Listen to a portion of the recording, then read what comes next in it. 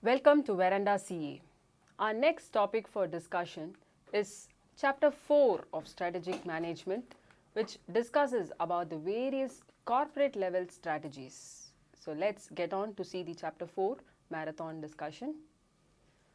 We basically know, we have already seen in the very first introduction chapter the pyramid, or we can say the various levels involved in an organization. We said that strategy affects each of these levels. So the topmost, it's referred as the corporate level. Then we have the business level, the middle management, the middle level management, and then we have the operational level, or we popularly refer it as the functional level. So these are the various three levels in any organization. A larger organization, smaller, mid-sized, will definitely have these three levels. Okay, so and strategy is required at each of these levels. Strategy is not just the focal area for a corporate level, not the concern of my area, says the operational manager. No, that's not the case. Operational manager is also very much involved, is very much required to make a strategic decision for his chosen area, for the chosen area in which he is operating. A business strategy is required. So these are the various three levels of a strategy. Strategy is made in all these three levels of this pyramid. So now our focal point, chapter 4, it is about corporate level strategy. So at the top level, what are the kind of decisions or what are the kind of strategies are they involved with? So each of these strategies, these levels of these strategies are going to be discussed. The first discussion point is corporate level strategies. Who are they? First of all, they are the MD, CEOs, we know, chairman, any other senior executives. Okay, what do? What is their decision? What is the level of importance of their decision? They are the ones who are going to fix what is your business is all going to be. Am I going to be in a durable market? Am I going in a perishable market? Is my market is restricted to garment section of food industry? So they are deciding what kind of business they should be in. And where shall we play? Is it going to be this Indian country is suitable for my business, or is it okay if I have multiple business in other parts of the global area? Can I go operate there? Will I have a market? Who are my target customers? And how shall we win? Yes, I have decided the products, I have decided the market. How am I going to win? So these are the major decisions. So the operational level manager will not choose about selecting the headquarters in Tamil Nadu or selecting the headquarters in Delhi. So the operational level manager has his own area of expertise in the chosen field. So after these decisions, major decisions, corporate decisions are taken, the corporate manager is concerned with the area of operation he is into. Yeah. So it basically relates to allocation of the resources among the different businesses of the firm, managing and nurturing the portfolio of businesses, etc. So basically, as we have seen, what are the products and where am I going to operate? Yes, so what are the products, where am I going to operate, and that we refer as the choice of products, the businesses and the market. So this is the major decision which a corporate level manager or a corporate level CEO, the person positioned there, has to take. So it helps to exercise the choice of direction that an organization adopts. Okay, so how am I going to reach there? Where am I going to hit? Which area? What products? Can I modify? Can I add? Can I take away a few? Yeah, so these are the areas in which it is going to hit upon. Corporate level strategies are principally about the decision related to dispersion of the resources among different businesses of an organization. So, and transforming the resources from one set of business to others and managing and nurturing the portfolio of business. Yeah, so corporate level strategy has been fixed.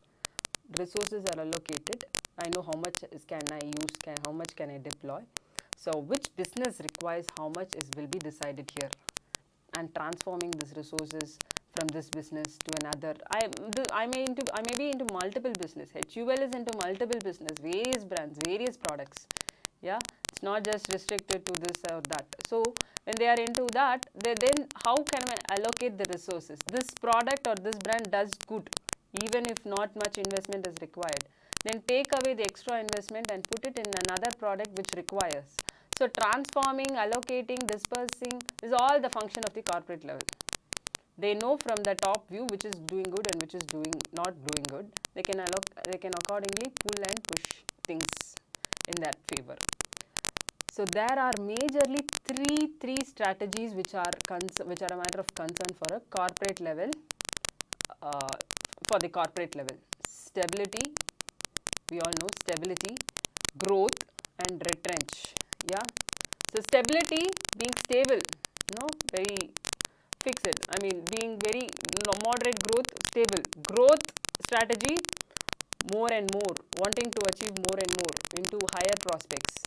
Retrenchment, the very basic term means to come out of this. So to retrench, to liquidate or to move out of this.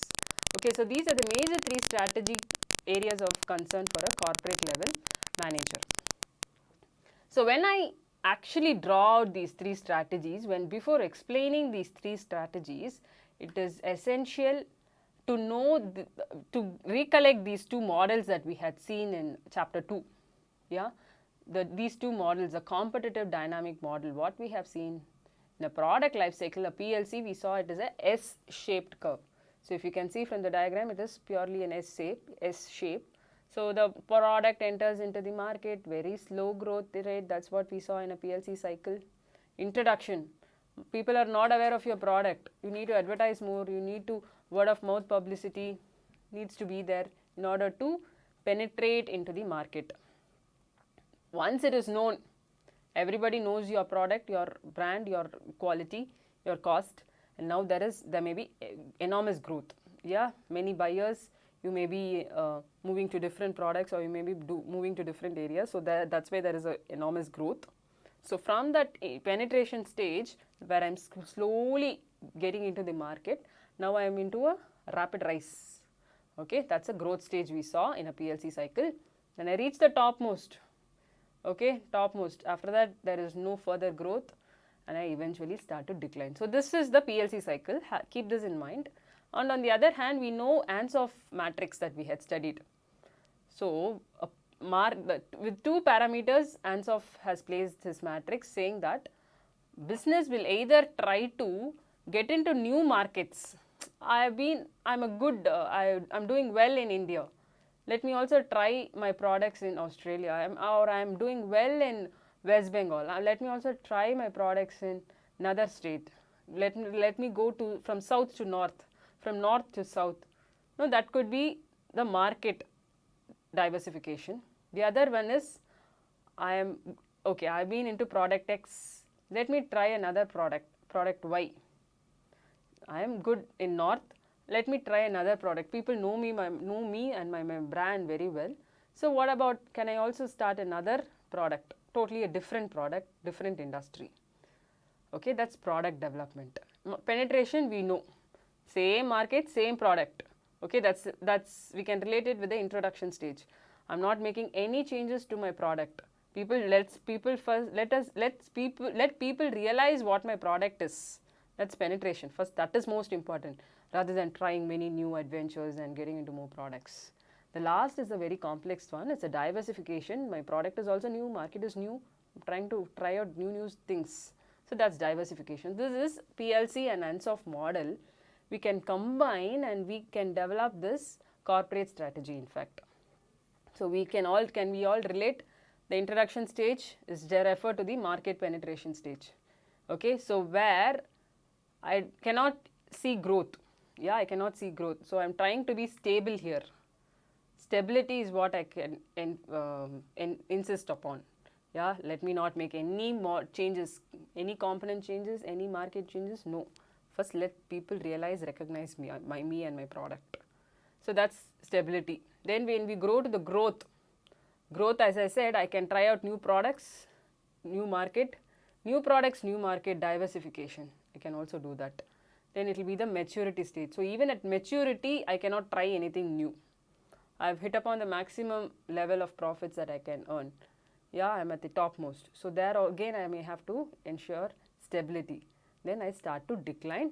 So that is not stated in the Ansoff matrix. So we are going to see what is the decline stage. So it is totally phasing out of the cycle. You're not going to be anywhere. You want to either delete this business, or in the sense move out to another business, take out these funds and invest in another business, sell your business. So that's a decline stage. So these two metrics are going to help me in determining my corporate level strategy. So what are the three important strategies in corporate level? Stability, growth, retrenchment. So let's see them one by one. So this is PLC and plus Ansoff matrix. When I say stability, growth, retrenchment. So stability, I'm not making any changes. Let it go at this pace. Yeah, let people realize, recognize my product. No changes, not much. I'm not expecting high profit, high market share. Not into any expansion. Maybe a marginal profit. That's what we're going to see. Growth. When I say a growth strategy, it can be intensification, it can be diversification, or it can be any merger, acquisition, the concept, or an alliance, a venture, an alliance. Okay. Under that, there are further subdivisions. Okay. So the major classification for a growth strategy are intensification, diversification, merger, and alliance. Then it can be a phase out stage. That's a retrenchment stage. Products are not doing good. So when products are not doing good, what I can do? I either need to phase it out, or I need to take some steps to correct it. So those are dealt under the retrenchment strategy, either turnaround, divestment, liquidation. Okay. Then any of these three can be used as a combination. So when business have multiple, the portfolio is comprising of many business A, business B, business C. Okay, business B may be doing good, business A not do good. So it's not that all the business needs to be closed. It's not that the business, let it continue. I don't want to lose the value. So adopt a type of strategy for A business, adopt a type of strategy for business B. So that's a combination strategy, any of the above mentioned. So let's see them one by one, starting with stability strategy. This, as I said, it is the position when the company wants to, it is the strategy that when the company wants to hold on to its current position. I am doing good at this level. Okay, it looks fine. I don't want much changes. I am doing good. So that is this mental attitude that is taken by the business. If I try to overproduce, because already the company may be in a state where it is having excess capacity. What does it mean? Excess capacity as in overproduction.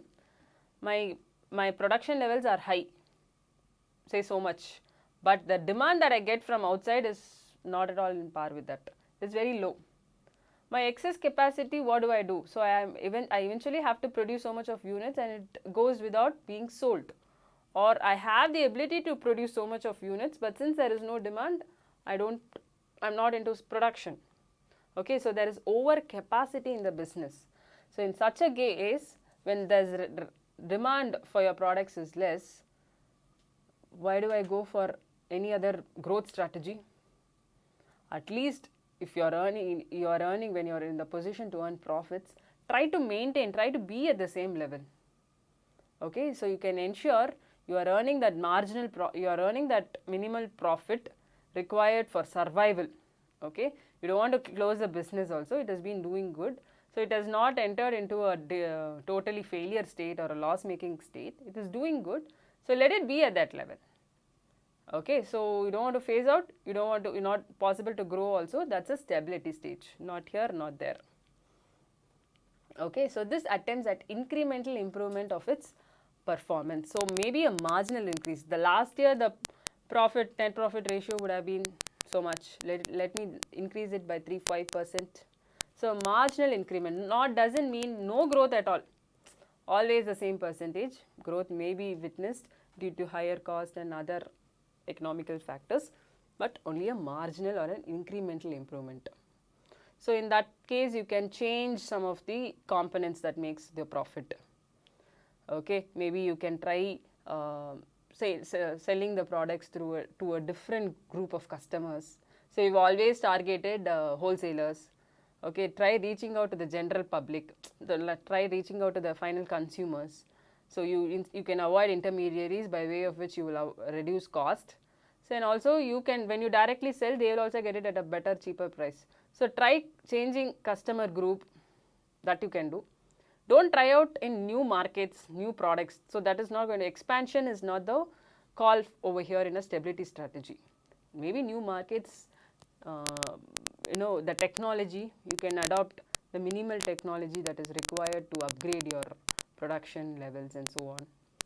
So some minor changes in the processes can be made to earn this extra revenue, but your aim is ultimately adopting a stability strategy. So focus here, the current products, the current markets only.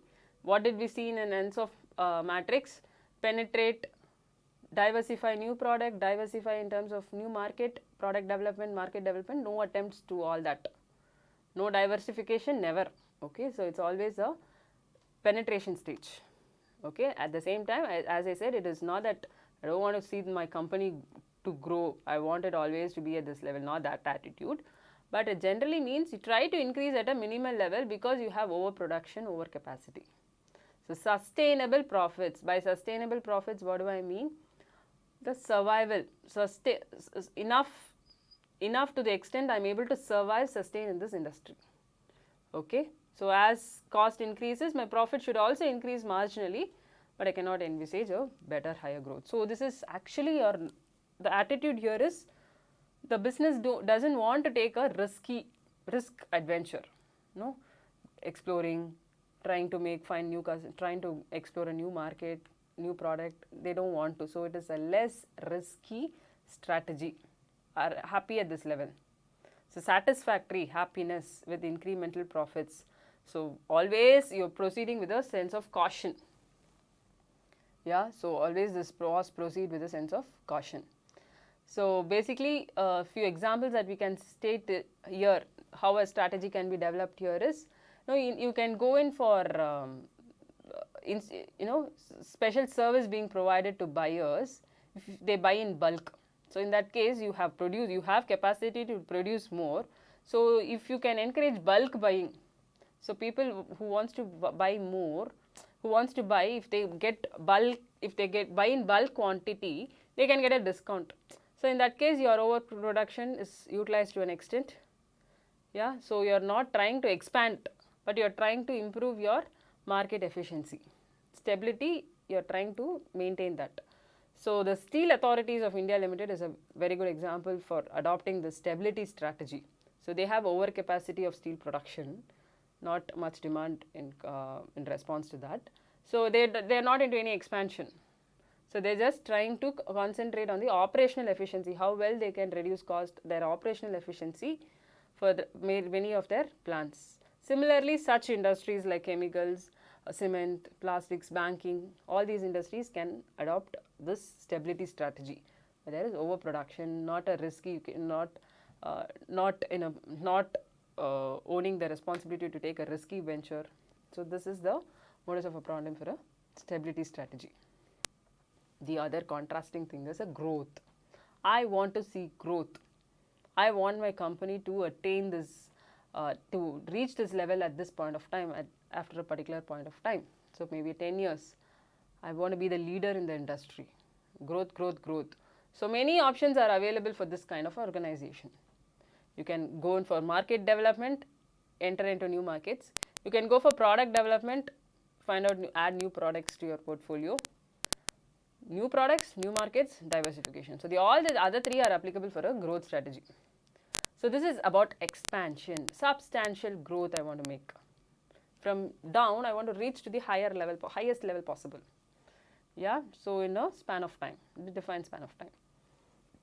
So this pushes the firm to increase its level of objectives upward in a very significant manner compared to its past achievement. Okay, to achieve the higher target compared to the past, now what can they do? Product A has been selling in a very good manner. I am generating profits. Maybe it can increase year by year in a slighter proportion, higher compared to the last year. But then I want to earn more, right? Your objective is to grow enormously. In that case, what we can do is we can enter into New product, as I said, new product development, market, add in additional markets.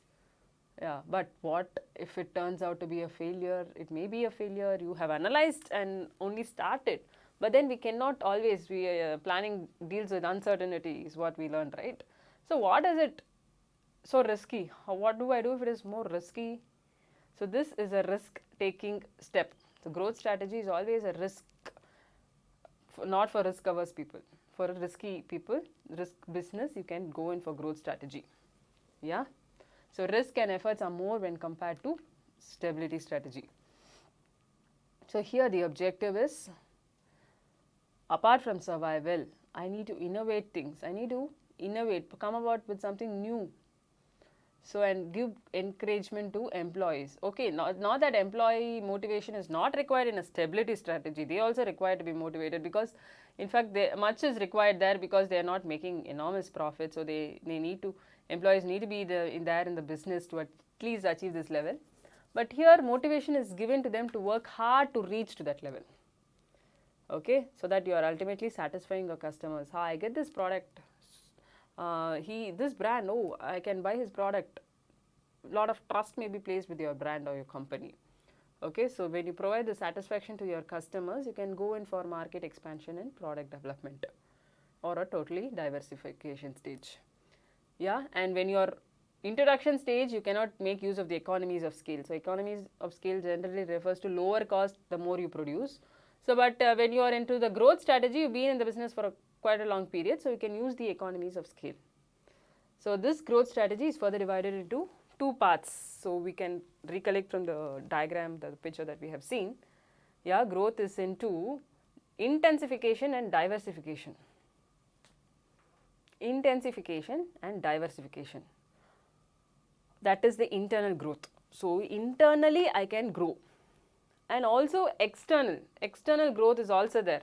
So not just internally I am expanding my business, internally moving into another market. External, with an external factor, I can also try and go. So we have seen many companies merging with another, one acquiring another, foreign collaboration, joint ventures. So that can be in terms of external. So the major classification is internal growth or external. So do you want to go? Yes, I want to grow.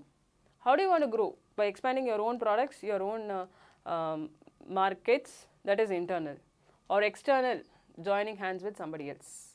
Okay, the major two classifications. So further we see what is under intensification, what is under diversification, and so on.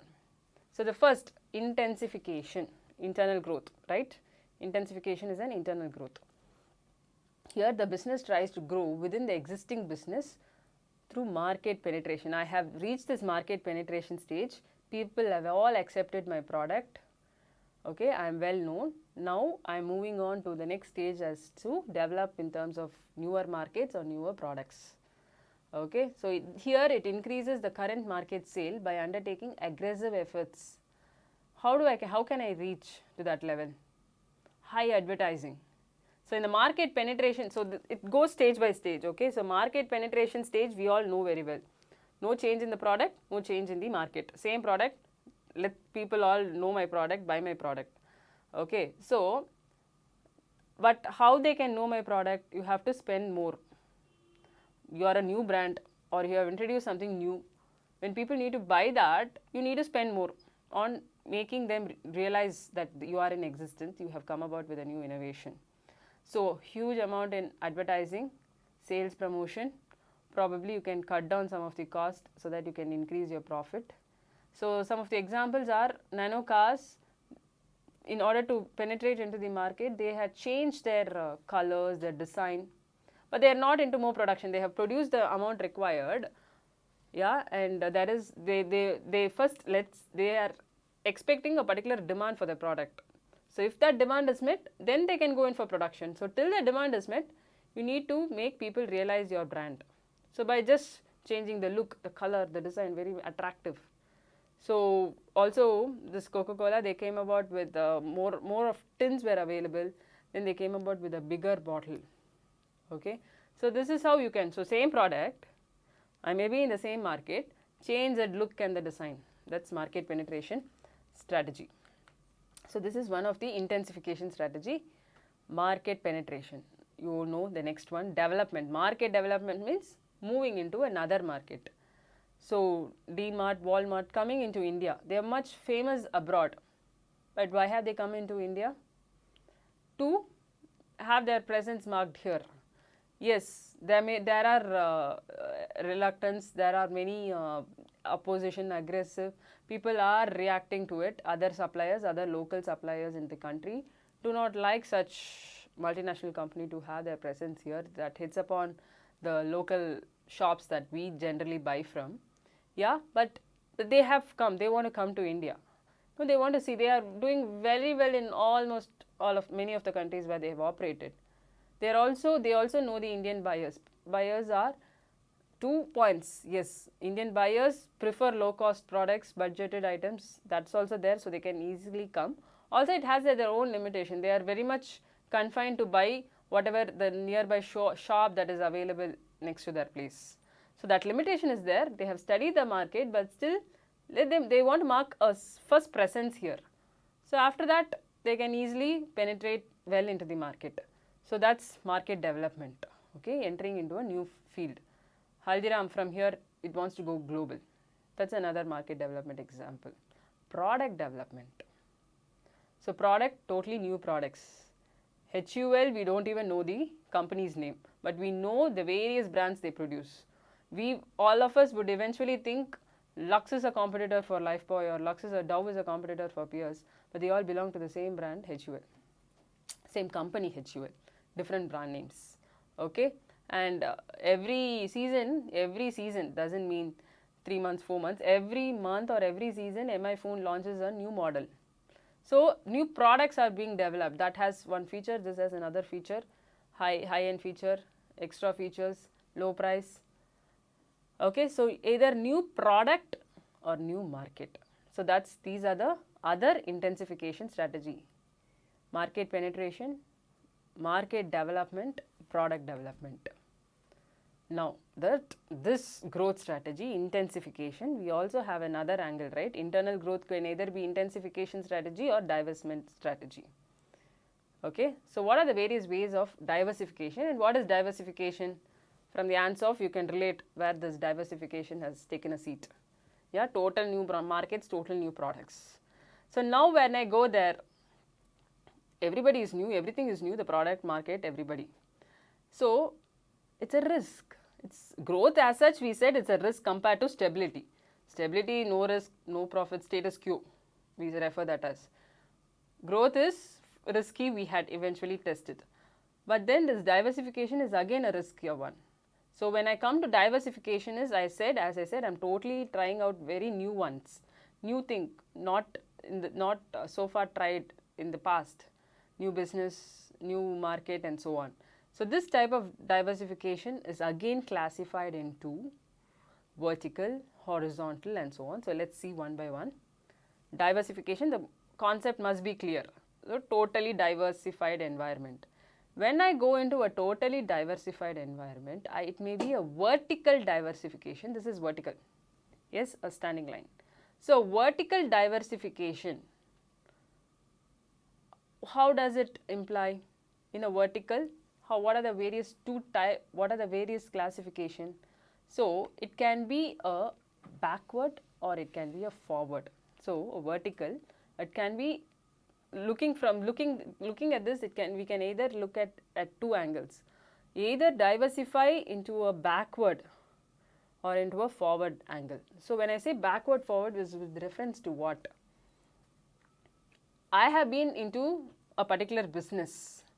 Say for example, I am a cupboard manufacturing company, manufacturing cupboard. Okay, my business is to, all the materials will be there, I assemble it, cupboard will be ready as per the requirement from the customers. But what is backward? What does the business require? They are into action. Their action is manufacturing. But on what are they manufacturing? The raw materials required, right? Plywood or whatever the kind of materials that is required for making, they are actually dependent on somebody else. If he supplies at a particular rate, they can produce, their cost will be added, margin will be added and it will be sold at a particular price outside. So that is a example. So their material or raw material is dependent on someone behind them. So that's backward. Instead of depending on them, let me try out my own supply of materials. Why should I procure, seek for his acceptance, wait for his delivery? Let me let me have my own supply of raw materials. So that is a backward integration. So the backward is with reference to the process. I am into second step of making. Yeah, the first step is the material required for that. So let me move to that business. So that I am diversifying in terms of going backward. So now Amul, we know buy so much of Amul products. Yeah, milk, curd and cream, butter, so on. But their basic material is, from where do they get? Only if cows, buffaloes or cows have been producing, if they are getting this, they may be dependent on the supplier of cows and buffaloes for getting milk. After getting this only, they can produce various other subproducts, butter, cheese and so on. But so they are dependent on the supplier for getting or procuring milk. Okay. So instead of that being dependent, why don't I own my own dairy farm? Why don't I buy a place, okay, get some cows, buffaloes and own my own dairy farm and no more dependent. So Amul makes butter, cheese, cream, etc. But to make that I need the raw material. Instead of depending on someone, I am going backward and owning my own farm. So that's an example of backward integration, diversification. We are into diversification under internal growth. And forward, so the forward meaning will be more easier. From the stage where I am diversifying into another business forward in the same area. So Amul produces milk. What does it do? Can it have it with itself? It needs to go and sell it to the various wholesalers, retailers, right? To the various shops and so on. Instead of doing that, they can have their own distribution centers. Yeah, they have their own distribution centers in their own names. They don't have to depend on customer X, wholesaler Y and so on. They have their own places. So that their same business, making milk, buying dairy, owning a dairy farm is backward, and after making those products using the milk, I am supplying it to my own distribution centers. I am not dependent on other customers. So that's a forward in diversification, backward, forward. So this is what we see in a vertical diversification under internal growth strategy. The opposite of vertical, horizontal. This is the second type of diversification is horizontal. Horizontal, so one process up and down is vertical. This one process with another process in the similar field is horizontal, right? Sleeping line. So here one business company enters into a new business which is closely related with their existing line. Okay, so I have been a manufacturer of gents garment, men's garment. Okay, now what I have the material, so why don't I move also integrate, diversify with on produce ladies, women garments too. Okay, so that's an example, horizontal diversification. So it's not that gents garment is dependent on ladies garment, or from gents garment it goes to ladies garment. So that's the vertical concept idea. So this is not the example of that, right? So this is a horizontal. Gents and ladies are totally two different sections, but they want to try out a similar business too. So that's horizontal. So in similar way, Facebook had acquired WhatsApp. So same kind of media. Yeah, so they are now diversified. Sun Pharma, Ranbaxy is a diversification, horizontal diversification example. Next comes concrete diversification. The third one, in fact, it's a concrete diversification. Sorry, concentric diversification. When I say concentric diversification, it's concentric. It is somewhere I am diversifying my business into another field, but very somewhere related to this field. For example, a car seller may start finance company. When people buy car, okay, they like the car, they are happy with the design. But what is the next question? They ask how much.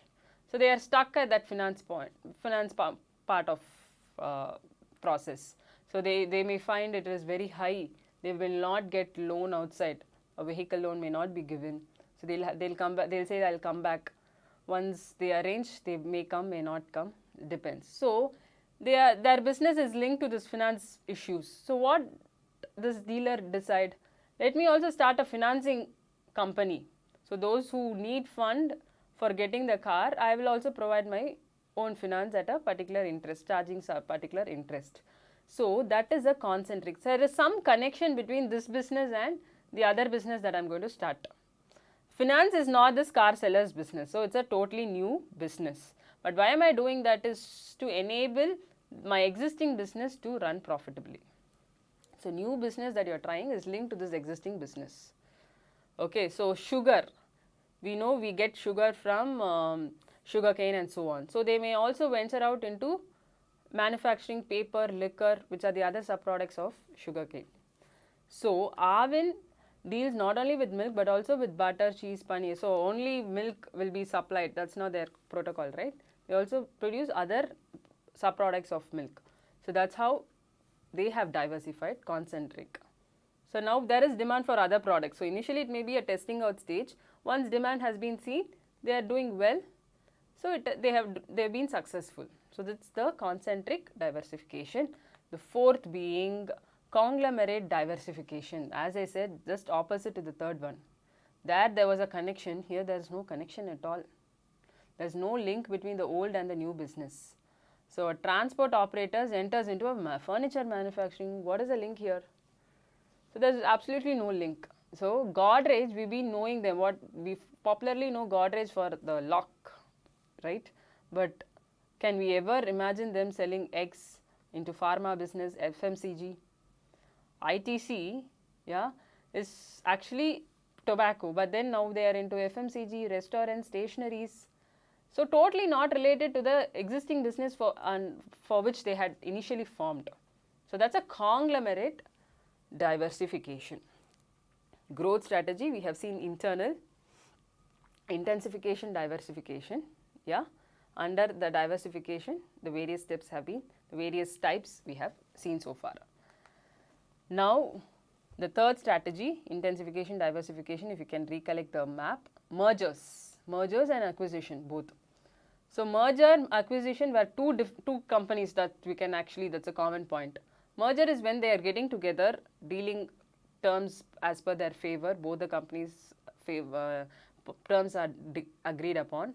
But in acquisition, one has higher power, stronger power than the other.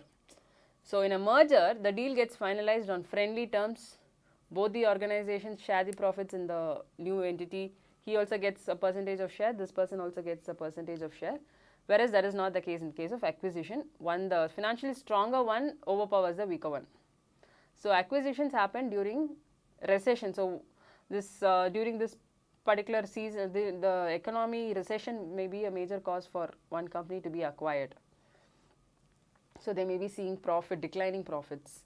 So that's the reason why a stronger company is acquired. So the reasons are different, but the concept is one with another. So this is a merger strategy under the growth strategy that the corporate level would take upon. So what kind of merger strategies we will see is, again, the merger strategies are further classified into vertical merger. So this is almost in line with the growth strategy, the diversification strategy that we had just seen. Okay, but not to make much of a mistake, you need to be very one particular point is differing over here. So in a vertical merger, that we saw vertical diversification, here it is a vertical merger. So the same company produces supplies. Yes, we saw Amul having their own farm, having their own distribution centers. Same concept, but here in a merger, it's a forward or a backward merger. That is, it either merges with the company who supplies the raw material, or it either merges with the company which distributes the finished products. That's merger. So if you analyze, if you visualize and see, this is they are starting on their own. Here they are actually merging with another, but concept is the same, going backward and going forward in their own line. So Disney company is into telecasting. Pixar, the cartoon characters were provided by the Pixar animation. So now they merged. Okay, so animation pictures are also provided, and telecasting is done by this merged company. So that they have merged. Two different companies are merging. Not Disney company started its own cartoon manufacturing. Not that way. That is a diversification. So merger is merging with another company who supplies their raw materials. Opposite is forward. So if you take for Walt Disney point of view, they are merging with Pixar animation. So that is a backward merger. They are providing, the cartoon is provided, pictures, the cartoon characters that we see is provided by Pixar, which is telecasted. So for Walt Disney is a backward merger, and for Pixar it is a forward merger because their cartoon characters are being telecasted. Okay, so that's the same concept can be applied for both the companies. Then same, like in diversification we saw horizontal, here also we have an horizontal merger. One company merging with another. So Maruti merged with Suzuki, and now we popularly know it as Maruti Suzuki. So initially these two were two different companies. Okay, Maruti was different, Suzuki was different. So merging with the competitor. So you find your competitor is doing well, so let me merge with him. So Maruti Suzuki is now a bigger brand. Okay, Vodafone Idea. Then the third is co-generic merger. So there we saw concentric, here it is co-generic. So here two expertise merging with another. So we all know chartered accountants have various fields to choose. So he may be good in taxation, he may be good in audit, internal audit, external audit, okay, or he may be good in other international studies, taxation. So what do?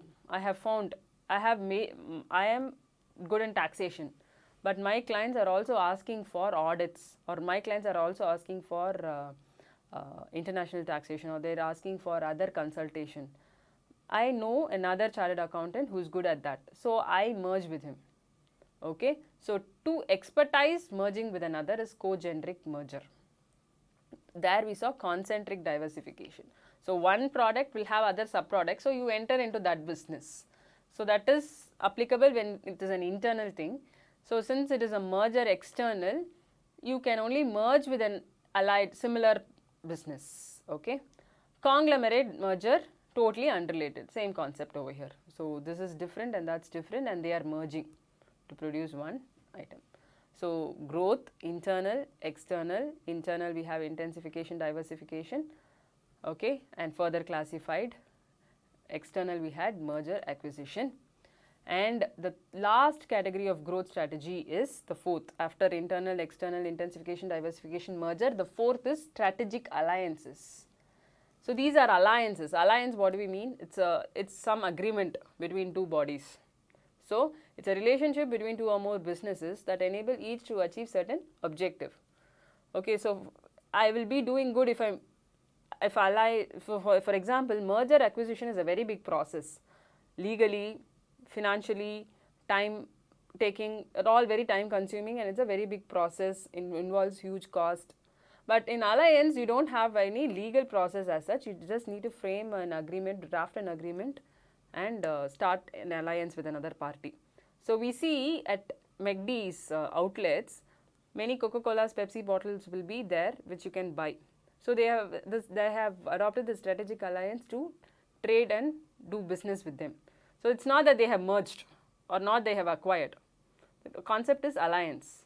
So people generally don't go out and buy Coca-Cola, right? We don't find much buyers these days for these products after after much awareness, and it's not that people don't buy at all. So when we generally buy pizzas, we buy these Coca-Colas, Pepsi, so it will be just given seen out at the outside.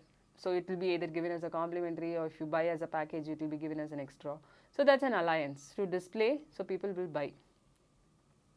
Yeah, so joint ventures, such agreements are all examples of strategic alliances.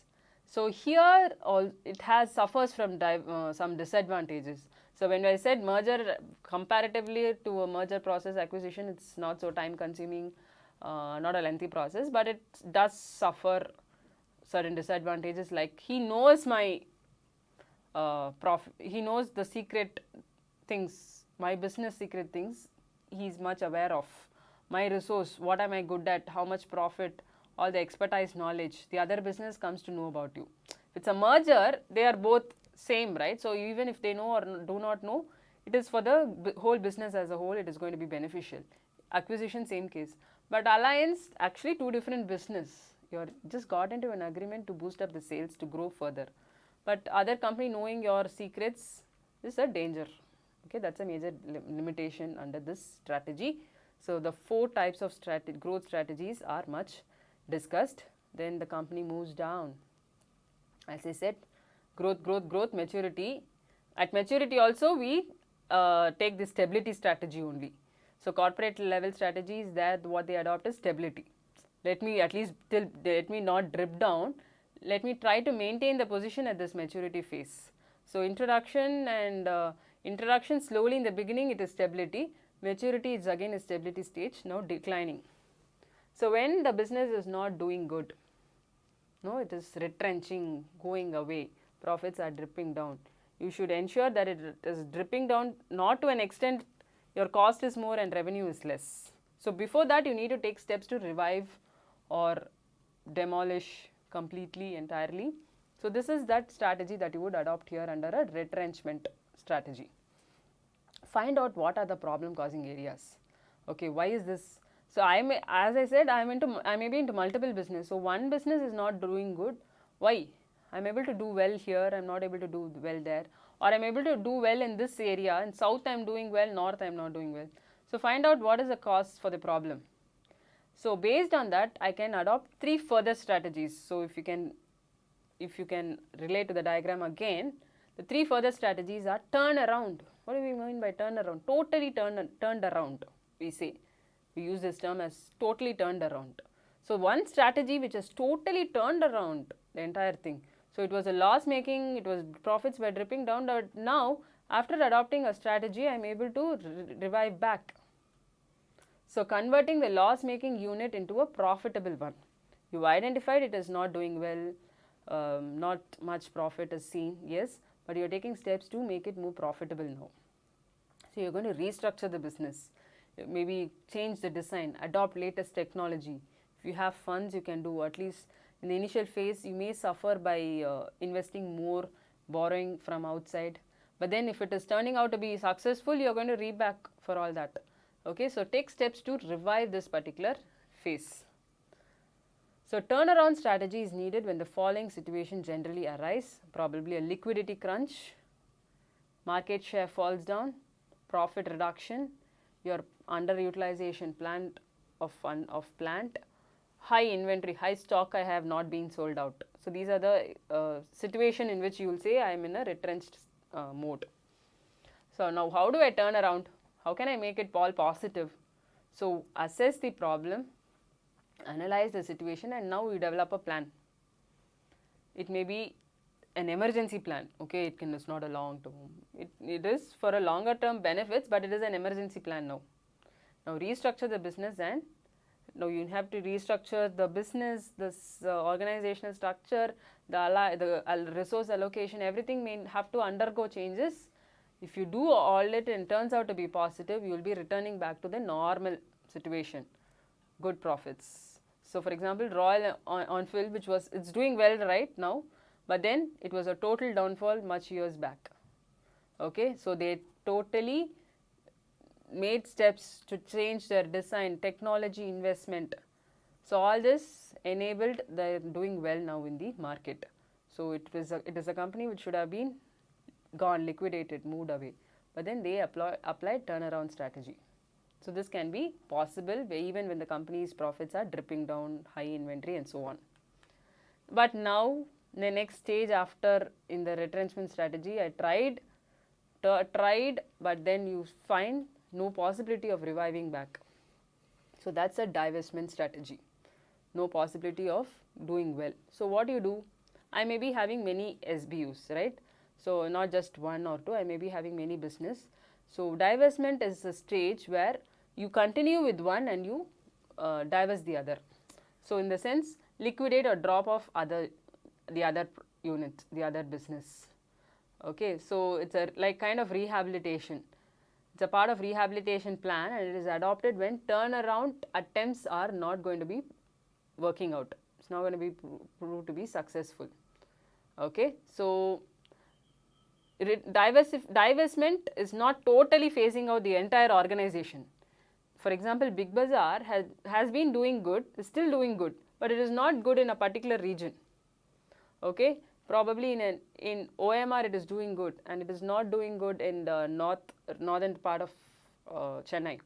So okay, shut down, not entirely, shut down only the where it is not doing good. So that is divestment. Okay, where you have multiple business units, okay, multiple branches. Don't liquidate everything, just close one and continue with the rest. So there, the reasons may be negative. Why you are going for this is no much good cash flows, technology upgradation is required, competition is more. So people don't buy from Big Bazaar in these areas. People generally go for local shops, vendors. So they are giving them, they are known much known for many years. So that may be the reason. So close that particular unit alone. So that's it. Partly closing, partial closure is referred as the divestment strategy. Then we have the liquidation strategy, the third under the retrenchment. So liquidate is to totally close it off, wind it up. It's not going to do anything. I have spent more, I have spent more on research and so on. So, but doesn't prove to be successful. So this is an extreme case of divestment strategy and is undertaken when all the efforts of reviving the company has come to an end. There is no possibility that the business can ever make profit. So here it goes in for liquidation. Small business generally resorts to it. I am not able to compete with a bigger firm, so I liquidate, I completely shut down the business. Okay. Liquidation reasons are generally, you have made efforts, not that loss making, okay, I'll close my business. That's not the case. You have taken efforts to revive it. Continuous loss in spite of all the efforts, that you need to ensure. And there are other businesses which are doing really good. A good offer is there from another business. I'm not able to compete with him. I tried in a new area, it's not working out.